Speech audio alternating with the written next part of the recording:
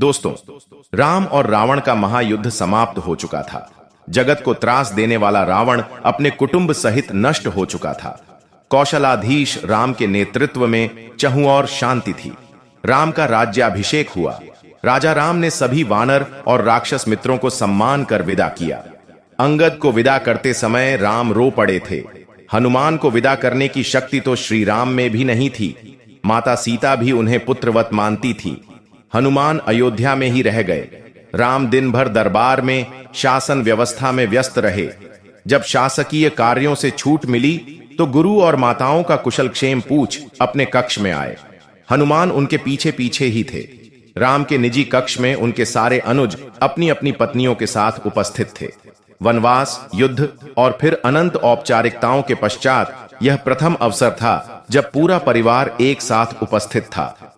राम, सीता और लक्ष्मण को कोई अवशोष नहीं था, लेकिन अन्य बंधुओं को एक बाहरी अर्थात हनुमान का वहां होना अनुचित प्रतीत हो रहा था। चूंकि शत्रुघ्न सबसे छोटे थे, अतः वे ही अपनी भाभियों और अपनी पत्नी की इच्छा पूर्ति हेतु संकेतों के माध्यम से हनुमान को कक्ष से जाने के लिए कह रहे थे। पर आश्चर्य की बात कि हनुमान जैसा झाता भी यह मामूली संकेत समझने में असमर्थ हो रहा था। परंतु उनकी उपस्थिति में ही बहुत देर तक सारे परिवार ने जी भरकर बातें की।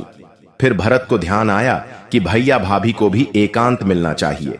उर्मिला को देख उनके मन में हूक उठती थी। इस पतिव्रता को भी अपने पति का सानिध्य चाहिए। अतः उन्होंने राम से आज्ञा ली और सबको जाकर विश्राम करने की सलाह दी। सब उठे और राम जानकी का चरण स्पर्श कर जाने को हुए, परंतु हनुमान वहीं बैठे रहे। उन्हें देख अन्य सभी उनके उठने की प्रतीक्षा करने लगे कि सब साथ ही निकलेंगे बाहर। राम ने मुस्कुराते हुए हनुमान से कहा, क्यों वीर, तुम भी जाओ, तनिक विश्राम कर लो। हनुमान बोले, प्रभु आप सम्मुख हैं, इससे अधिक विश्रामदायक भला कुछ हो सकता है? मैं तो आपको छोड़कर नहीं जाने वाला। शत्रुघ्न तनिक क्रोध से बोले, परंतु भैया को विश्राम की आवश्यकता है कपीश्वर, उन्हें एकांत चाहिए। हनुमान बोले, हां तो मैं कौन सा प्रभु के विश्राम में बाधा डालता हूं, मैं तो यहां पैताने बैठा हूं। आपने कदाचित सुना नहीं, भैया को एकांत की आवश्यकता है, पर माता सीता तो यहीं हैं, वे भी तो नहीं जा रही, फिर मुझे ही क्यों निकालना चाहते हैं आप? भाभी को भैया के एकांत में भी साथ रहने का अधिकार प्राप्त है। क्या उनके माथे पर आपको सिंदूर नहीं दिखता? हनुमान आश्चर्यचकित रह गए। प्रभु श्री राम से बोले, प्रभु क्या यह सिंदूर लगाने से किसी को आपके निकट रहने का अधिकार प्राप्त हो जाता है? राम मुस्कुराते हुए बोले, अवश्य, यह तो सनातन प्रथा है हनुमान। यह सुन हनुमान तनिक मायूस होते हुए उठे और राम जानकी को प्रणाम कर बाहर चले गए। प्रातः राजा राम का दरबार लगा था। साधारण औपचारिक कार्य हो रहे थे कि नगर के प्रतिष्ठित व्यापारी न्याय मांगते दरबार में उपस्थित हुए। झांत हुआ कि पूरी अयोध्या में रात भर व्यापारियों के भंडारों को तोड़ तोड़कर हनुमान उत्पात मचाते रहे थे। राम ने यह सब सुना और सैनिकों को आदेश दिया कि हनुमान को राजसभा में उपस्थित किया जाए। रामाज्ञा का पालन करने सैनिक अभी निकले भी नहीं थे कि केसरिया रंग में रंगे पुते हनुमान अपनी चौड़ी मुस्कान और हाथी जैसी मस्त चाल से चलते हुए सभा में उपस्थित हुए। उनका पूरा शरीर सिंदूर से पटा हुआ था। एक एक पग धरने पर उनके शरीर से एक एक सेर सिंदूर भूमि पर गिर जाता। उनकी चाल के साथ पीछे की ओर वायु के साथ सिंदूर उड़ता रहता। राम के निकट आकर उन्होंने प्रणाम किया। अभी तक सन्न होकर देखती सभा एकाएक जोर से हंसने लगी। अंततः बंदर ने बंदरों वाला ही काम किया।